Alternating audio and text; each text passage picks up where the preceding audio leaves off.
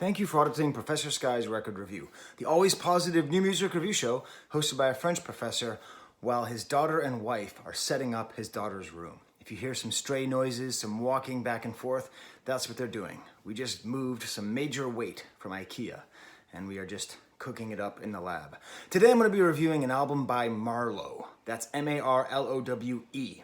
There are about 5 different bands on any streaming service named Marlowe. This is the hip-hop one. Marlowe 2 is the name of the album.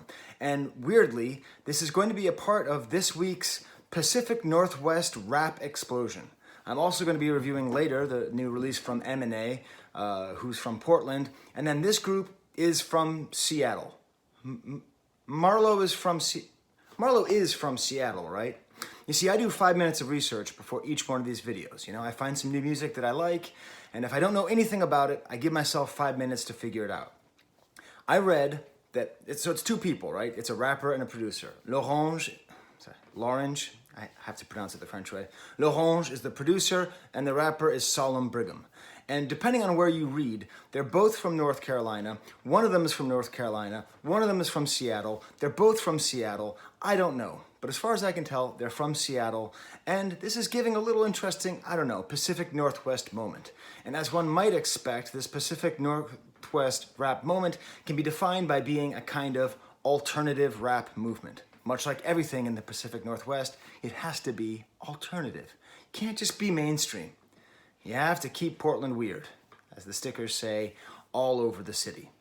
Now, in my 5 minutes of research about this album, now first of all, I need to tell you, you should listen to this record. You should listen to it carefully. I'm going to describe my first and second listen. The first listen was a very different experience because the second listen was in my car and then in my headphones. This is a deep listen. For a hip-hop album, the level of production, the choice of samples requires your attention. But in these 5 minutes of doing research, the name that just kept on popping up over and over and over again was Mad Villainy. Now listen, I like to talk about how my ignorance is profound. By that I mean I have a lot of ignorance, but also in that ignorance there is something interesting. I don't know Mad Villainy, the 2004 album from Madlib and MF Doom. I know of its existence. I remember when it came out. I've been hearing people telling me that I should listen to it for 16 years now. Why haven't I listened to it? I would like to tell you why. Now, first of all, I listened to it a little bit yesterday, in between listens to Marlowe. And it's very clear, right, that Marlowe owes a great debt to whatever Mad Villainy is. The level of production, the style of production, the integration of weird, bizarre 50s sound effects, all of that seems to go quite well in this same Mad Villainy vein. But I want to talk about why I didn't listen to Mad Villainy and put it in a larger context of my problem with alternative rap. You see, I now understand alternative rap is proof of the strength of hip-hop. Rock and roll doesn't really have an alternative, and it doesn't really have a mainstream. It is so irrelevant, culturally speaking, that there's no point in even trying to describe something that's truly alternative. That's why all popular rock music these days is just a profusion of genres. The strength of hip-hop is that, at least since the 90s, it has been the dominant musical force going straight down the center of American culture, and whatever side you're on, hip-hop is in control. Hip-hop rules America, and it has for at least 20-25 years. The fact that there are little tributaries, that there are alternative ways of making hip-hop, is evidence of the strength of the culture itself. Much like alternative rock and underground rock showed the power and the strength of rock and roll, that's what we're experiencing now with alternative hip-hop. But I didn't always feel this way. I used to hate alternative hip-hop, and I'm going to tell you why. It's actually a little anecdote, okay? So around the year 2000, probably late 1990s, I was trying to recreate my hip-hop collection. Most of my hip-hop collection were cassette tapes that I stole from my brother. Okay, he used to drive around in his Jeep, I would drive with him.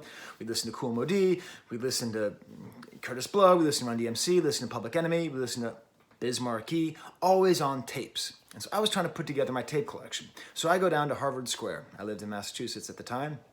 That's where I grew up. And I go to this store called HMV, which back in the day, and you can't really understand this now, there used to be gigantic temples of music. gigantic temples of music commerce, places where people congregated, where you had to wait in line to buy physical copies of music. And I'm not talking about cool little record stores, okay? Those still exist, and those will exist forever. I am talking about tentpole stores, like the way you think of a Nike store or an Apple store, but they were all dedicated to music. It was an amazing time. And HMV was the newest and the coolest one that was in Harvard Square. It was an import from England. And I remember going there and just looking around and seeing everything, and I thought, oh, I don't have Biz Marquee's first album on CD, Going Off. Now at that point, I just liked Biz Marquee. You know, I wasn't some kind of scholar like I sometimes think I am now. I wasn't some kind of serious person. I just liked Biz Marquee. I remember listening to the track Pickin' Boogers. I remember listening to Albee Square Mall. I remember going to Brooklyn with my brother and then finding the Albee Square Mall. Like, we went to the actual Albee Square Mall, which if you know Biz Marquee, it's pretty cool. And so I just bought it, you know, this right here, this actual copy of Going Off by Biz Marquee. And as I was in line, there was this dude in a sweatshirt in front of me.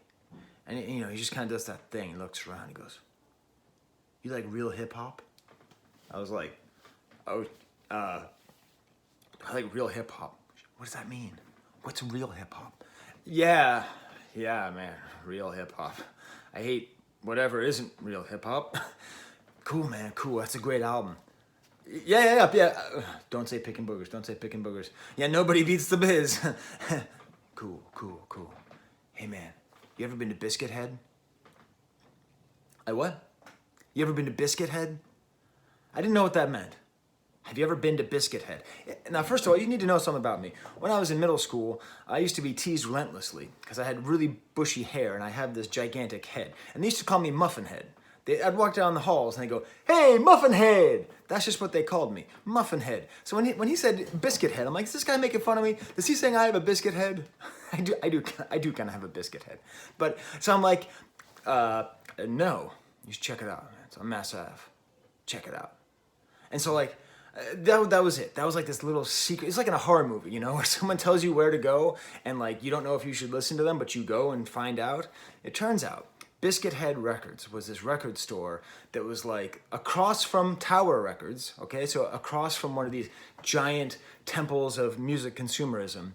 But it was on like the second floor, and you had to get buzzed in to go there. And it was really tiny and really cramped. I actually did some research before this video, and I found their old promotional material. You see, your hip-hop hookup, DJ mixtapes, rare classics, all the latest fat imports and domestic, and DJ supplies. Turns out, I did some more research, it was run by DJ Bruno, who's like the most legendary Boston DJ. So I go there one day, and I am like, I just realized, like, I'm in over my head, man. I shouldn't have listened to the guy in the sweatshirt. I don't like real hip hop. I like Jay-Z and Public Enemy and I gotta admit it, but I actually like Notorious B.I.G. and even some of the songs were puffy raps and I walk in, I go upstairs and I enter the door and everyone turns their head and looks at me and they're all like, fake hip hop. And I get all scared, and it's all vinyl. I don't even have a record player. And I'm sweating. I'm like, oh, okay. All right, well, there can't be anything wrong, you know, getting this, right? I mean, okay, it's produced by Bad Boy, but, you know, Black Rob. And I could tell I was being lame. I saw something else, an album I owned on CD, but one of my favorite CDs, still to this day, my favorite Jay-Z album, The Life and Times of S. Carter. And I bought I had it in my hands and I realized, like, I'm not passing the test. I am not cool enough for these dudes at Biscuithead Records.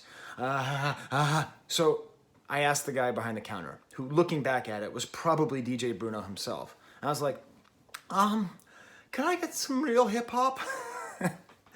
I was probably 20. I didn't talk like that, but that's how I felt.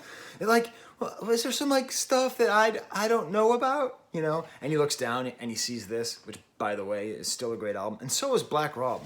Crazy underrated album, by the way. And he sees it, and so he can kind of tell who I am, and he gets a read on it. And he's like, you know, what do you want? I'm like, I want real, you know, scritchy, like DJing, you know? And so he runs up and he gets me this. Cold Crush Brothers versus Fantastic Romantic 5 live MC battles from Harlem World 1981. This is still the coolest piece of music memorabilia that I own. You cannot possibly get cooler than this weird bootleg made of old, incredibly Paleolithic old hip hop. I listen to it, I like it, it's good, the sound quality is not so great. And then this, something I've never even heard of before or since, DJ Faust, Man or Myth. And what I did was, I got home and I listened to these things and I realized that, like, I didn't love them. I didn't hate them. But what I came to realize, and this would follow over the next couple of years as I would talk about my love of hip hop, is I'd keep running into people who were like Biscuithead record shoppers. I mean, DJ Faust and this Cold Crush thing, this is all great. But the problem was, that when I was growing up, or in the early 2000s, alternative hip hop was constantly being trumpeted as the real hip hop. And if you like anything that's popular, it's not the real hip hop. And it got bizarre. I went to one show in Boston, and it just had this weird disconnect, because it was like all of these angry former punk white kids screaming about what real hip hop is and how real hip hop has to have scratching and has to be political and can't be about all these any other things. And it created this false dichotomy between the alternative, which is real, and the mainstream, which is fake. And in my vision, nothing is more real than the life of S. Carter. Nothing's more real than Jay-Z. The production is great, the messaging is great, it's fulfilling the primary role of hip-hop, which is to be the voice of the voiceless. Jay-Z was voiceless, now he is not, through the gift of hip-hop. It's beats, it's rhymes. If you do those things well, it doesn't matter how few people listen to you, it doesn't matter if you're wearing a backpack or a Rolex, that's the power of hip-hop. So after that scary experience at Biscuithead Records and these albums, which I kind of liked, and I used to listen, there used to be a real hip-hop radio show on in Boston as well, and I'd listen to that. And all the choruses, they were all about dissing rap, talking about how bad rap music is. And rap music, about how I am the real MC and you are an OT. And I just really didn't like it. I just didn't like the spirit of it. And so I, like a dunderheaded fool that I am, turned my mind off to underground and alternative hip hop. I owned Dr. Octagon's album, which is great. Dr. Octagynecologist, I think is what it's called. And that was great. And that's sort of, if I had to pick one record from alternative rap to get, that's a good one. But beyond that, I just turned off my mind to alternative hip hop. So in 2004, when Mad Villainy came out, nope, don't care. Nope, not my thing. I don't care about alternative hip hop. Nope, no problem. Nope, that's not me. I'll listen to Jay-Z's albums, and I'll listen to whatever's hot on the top 100. So here I am now, 20 years after my traumatic experience at Biscuithead Records. Old Muffin Head goes to Biscuithead, and I am now at peace with alternative hip hop. I listen to a lot of it for this channel. And now my ears are open, my eyes are open, and I get to say what I should have said before when that guy said, "Do you like real hip hop?" I should have said, "Yeah, I do. I also love fake hip hop. I love all of hip hop because this is the greatest music genre that's ever existed." Okay, maybe not the greatest, up there. Okay, that's what I should have said. I should have said, I love Biz Markie, and I also love Jay-Z, and I don't care what you say. I like Puffy. I like it all. But I wasn't cool enough to say that. So now that I can say that, I'm so happy because I get to listen to an album like Marlowe 2 by Marlowe. 13 minutes in, but that was a good story, right? Could you put it in the comments if you like that story? Because I think that's a good story. I think that's an instructive story, but it's also very self-serving. But I don't care. My view count is in the tank. Speaking of real hip-hop, nobody cares about E40. Would you please watch that video? That was a good E40. My video's up there. 14 minutes in. Okay, so what is Marlowe 2? Now, I only do positive reviews, right? If you see me review something, that's a thumbs up. I will never review something that's bad or that I don't like. It's boring. But there is an awfully strong dichotomy in this album between the enjoyability of the production and the enjoyability of the rapping. So it's a producer and a rapper. And we really have to understand and get to the rapper. But first, let's talk about the producer, because that's what's most clearly excellent about this album. L'Orange, He does so many amazing things. I don't know where he gets his samples. This is a dude who's probably hanging around with DJ Faust at some point, okay? This is a dude who goes to the crates. This guy would be totally at home at Biscuithead Records, digging in the crates, finding cool beats, going all over I don't know where he gets his beats. I don't know where he gets his sounds. He uses third world sounds. He uses first world sounds, futuristic, old-timey, everything, mixes it all together. I would call this maximalist production, because not only does he find crazy beats, he then does really cool things to them, where at least twice in every song, he'll switch things up. He'll take out an element, he'll add an element. There'll be like a chorus or something, or there'll be like just the bass will be boosted and the rest will be lowered. And there's just constantly things going on. You have to listen with headphones and just go, okay, this guy is on a whole nother level of production. That was the sound of Toby falling down the stairs. You okay, Toby? He's fine. It's my dog, by the way. So I love this. I love that each beat has multiple parts, and every time a song starts, you are happy. Like, you're just like, oh yeah, this is a beat. I can get into it. What's going on with this production? Lots of cool, like, there's like a story that's going on with these sci-fi sounds about like finding a meteor that's crashed, but it's actually an alien. It's not really clear. And then we got to get to the rapper. Very difficult to understand how do I feel about Solemn Brigham. He's not bad. There's nothing about him that's bad. But there isn't that much that's memorable.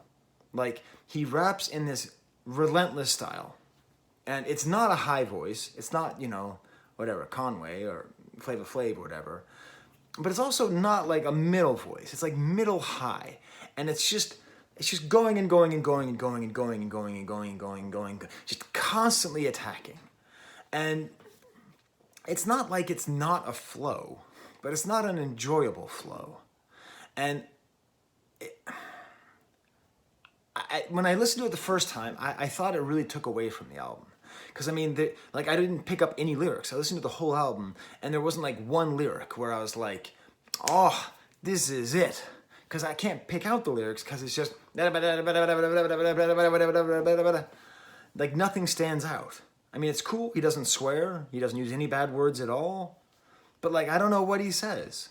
The rapper that kept on coming to mind, speaking of great alternative rappers, was Del the Funky Homo Sapien, the 90s rapper who, I loved his albums, but he was very much this like alternative, I don't rap about this, I rap about that kind of guy who had a weird flow. And at times, he reminds me of Del the Funky Homo Sapien, but sort of without the funky part. So just Del the normal Homo Sapien. That's kind of the way that I felt on the first listen.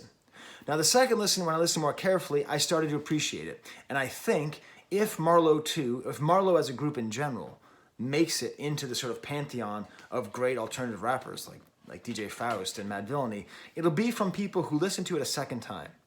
Because I came to appreciate the rapper a lot more, the MC. I came to appreciate the MC a lot more the second time.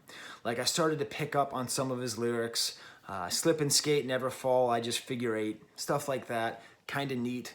The main problem with him, but really what I came to realize is his voice sort of acts as an instrument, and it acts as a through line, and it acts as a complement to the production. So it really is a producer's album with a rapper. Usually it's a rapper's album with a producer, an MC's album with a DJ. This is the other way around, but it's still quite strong. I think the main problem is that there's just no space, there's no breath. Because he's constantly attacking, and because the beats are so maximally produced, I just needed more breathing space. Hey, Marlowe, come a break. Just give me like a track or two. Sometimes there'll be interstitial songs, but in general, I just needed more breathing space throughout. I'm going to play you an example of one of their songs. It's in the middle of the album, and I think, I'm going to play it for you here through my stupid phone, through my computer, through the stupid phone, through your stupid computer. Don't think that this... Do your homework, okay? Your professor, even though you're not taking this class for a grade, that's why I call you auditors, just find the track Future Power Sources. I'll put a link in the description. Put it on the headphones and listen to it as loud as your ears will permit. It is such a great example of Solomon Brigham's relentless flow. In this instance, it's particularly good because the weird sample that L'Orange found is super pulsating, and this great like beat change right in the middle where it drops out and the bass just goes stronger, and there's all this like cacophonous jazz music going on and the weird speaking. And there's even an example of where the rapper, hey producer, if you're gonna be a hip-hop producer, maybe not name yourself something that is famous for impossible to rhyme with. He's called L'Orange. And to his credit, a couple times he rhymes with orange on this album, and he rhymes get started with orange, which kind of works. Okay, so let's listen to a little bit of this to give you an idea of what this sound is. I done came a long way with my do-rag. I been trimming off weight, need to lose drag. I ain't letting off guard, better knew that. Better find another mile, I've been holding on the bottle like a new cat. I used to be moderate till I saw it, now I need the heart of it. I'm all in, every time I thought of it, now I'm falling. You don't know how hard it is to be solid, now I live anomalous. Beg pardon, you'll see me coughing. I done been novice, marvish, heathen, solemn. We just running with we done started. Right? Like when I was in line and that guy was like, do you like real hip hop? This is what he was talking about, like beats and rhymes and scratching and just... So the second time I heard the album, by the time I got to this song, the windows were down. I was driving through my suburban town center, embarrassing my kids. Like, I'm doesn't make because I'm opposite and I'm opposite. No, right? It can do that. This is great, real hip hop. I'll go briefly through the rest of the album. It does deserve a lot more attention, but I spent a lot of time telling that goofy story. Spring Kick is the first track. A nice start, has a cool guitar sample. Next track, Small Business. It feels like maybe I understand the lyrics to this. It's all about like entrepreneurship should not be the model that isn't how we should think of the great heroes of society. Later with it has cool weird jazz saxophones. The MC also has like a sing-songy style, which is a little bit annoying, but is also good because it provides a small break. Snake Oil Scientist is an instrumental in here, which is nice, but it's like these voices talking. Then the song I just played, then Sawdust Underground. And on second listen, this is where I realized that I was underrating Solomon Brigham. I can guarantee you, Solomon Brigham must be underrated because it's hard to pick up what makes him a good MC. It starts off, and he actually sounds like Flava Flav in the beginning here, like the way that he attacks. Just great production. These like snares that trail off at the end of each measure, and the voice goes with it. And the lyrics here appear to be about being poor and proud as when you're young. And there's not, there's a lot of MCs rap about being poor, but being poor and proud when you're young, I think is a pretty meaningful thing to say. Somewhere in there, I missed the track Other World, which was the first example on this album that I could find of world music being used. Really, really, just the production on here. I'm going to put that in the links as well. Listen to Other World as well. Just warbled organ and a really strong bass, and I just don't know what crates this guy is digging in, because it is unbelievable. Pay Dirt, the beat comes in, and you're just so psyched. And that's where his voice comes in. You're like, dude, take it easy. Eddie Appetite Gets Repoed is like a bizarre comedy sketch that's like, he has like farm animals that get repossessed. I don't know. Dead a Lot is, if I was the producer, if I was somebody who was helping this band do things better, I would say to make more tracks like Dead a Lot. Because Dead a Lot has this almost like a metal guitar line, and the voice here is a little bit behind the beat. I would just tell Solomon Brigham to just chill out a bit, like rap a little bit more behind the beat as opposed to always being on top of it, like you hear here. And there's a great kind of gentle pause at the end.